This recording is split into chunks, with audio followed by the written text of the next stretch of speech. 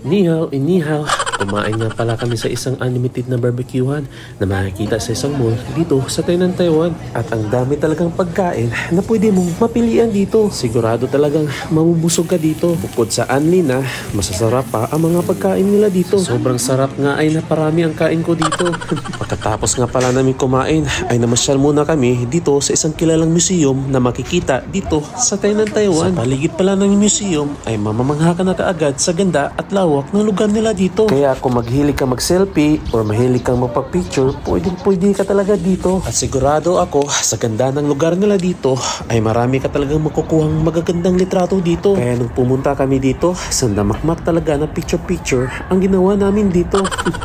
Nihaw, inihaw, panibagong araw, panibagong video na naman po ang i-share ko po sa inyo. Ngayon, holiday pala ngayon dito sa Taiwan dahil sa Chinese New Year, kaya ilang araw kaming walang pasok dito. Pero walang sad kasi nagpasyahan namin na mamasyal na lang instead na magmukmuk lang kami sa dorm namin. Isang linggo kasi ang Chinese New Year dito sa Taiwan, kaya isang linggo din kaming walang pasok. Pero depende rin naman, may ibang company din naman dito sa Taiwan na kahit Chinese New Year ay may pasok sila sa trabaho nila. O siya, ako nga pala si Frank, isang OFW dito sa bansang Taiwan. Kasama ko nga pala yung partner ko ngayon. Wala din silang pasok sa trabaho nila, kaya nagpasya kami na mamasyal na lang ngayon. Sumakay nga pala kami ng train papuntang Tainan train station kasi napagkasunduan namin na dito na lang kami mamasyal sa Tainan. Pagkababa namin ng train ay naglakad na agad kami at dito kami dumaan sa underpass. Dito kasi ang daanan papuntang palabas sa train station nila. Pagkalabas nga pala namin ng train station ay di muna kami umalis at inantay muna namin ang isang kasama namin ngayon. At mayat mayay dumating na rin siya. Siya nga pala ang kapatid ng partner ko. Minsan lang kasi silang nagkikita kaya gano'n na lang yung mga reaksyon nila.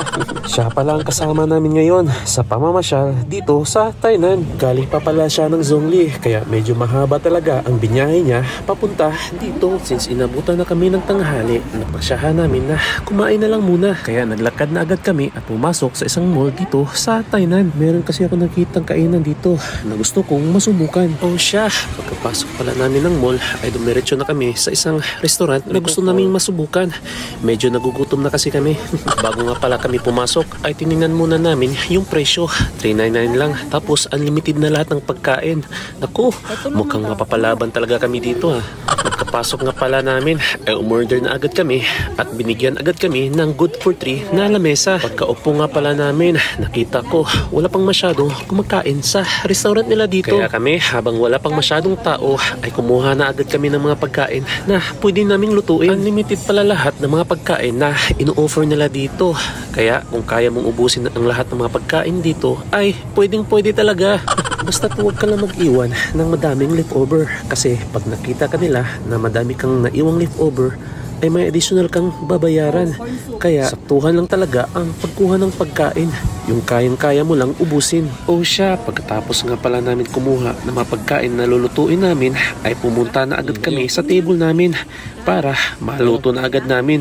Ang daming namin nun ah. Meron din pala silang ini-offer na iba't ibang klaseng sabaw dito. Gaya nito sa akin, beef soup. Tapos silang dalawa ng partner ko at ang kapatid niya, pinili nila ang Japanese style soup. O siya, pagkatapos nga pala namin lagyan ng mga sahog ang sabaw, ay linuto na agad namin ang mga pagkain na kinuha namin. Sari-sari pala ang mga pagkain na kinuha namin. Gaya nitong chicken meat, pork meat at baka. Tsaka kumuha din pala kami ng shrimp. Kaya nung may nakita akong may naluto na, kinuha ko at kinain ko na agad. Gutom na kasi ako. So far, okay naman ang lasa ng mga pagkain nila dito. Swak na swak lang sa panlasa natin mga Pinoy. Meron din naman silang mga sauce dito, gaya ng toyo at chili sauce. Para just in case, pag kinulang ka sa lasa, pwede mong lagyan ang pagkain mo. Tinikman ko pala din itong beef soup na in-order ko. Nilagyan ko na rin ng noodles. So far, masarap din naman ang lasa niya. Di ko nga nahigop ng maayos ang sabaw. Ayan tuloy, tumulo sa bibig ko. O siya, butane pala ang ginagamit sa pagluto ng mga pagkain nila dito. Pero sa pagluto ng sabaw, may sarili silang nilagay na burner. Mayat mayay, naluto na rin itong noodles na nilagay ko sa sabaw.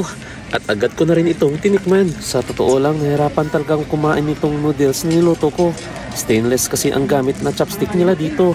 Kaya pag kinukuha ko ang noodles, nadudulas talaga sa chopstick. O siya, sobra talaga kaming na-enjoy at nabusog sa unlimited na pagkain sa restaurant nila dito. Kaya ako, napahawak na lang ako sa tiyan ko sa sobrang kabusugan ko.